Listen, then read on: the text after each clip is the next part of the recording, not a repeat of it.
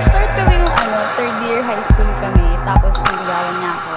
Yung mga naging friends ko sa block, yung mga grade conscious. So, ayoko siya nung una, pero yun, siguro dahil gwapo siya. So, hindi kasi ako sanay ng ganun. Kasi ever since high school, talagang clingy ako sa friends. Tapos gusto ko laging umaalis.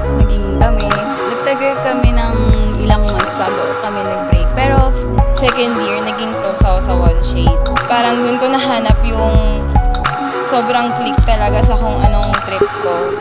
Naging kami naman after ilang months din. Tapos hanggang ngayon kami pa rin. Pag naririnig ko yung Overdrive, naalala ko sila kasi ang dami namin gustong ko. Forevermore ng side A. Naalala ko yung mga pinagdaanan namin. Yun. Pero ngayon, masaya naman ako. Masaya na kami.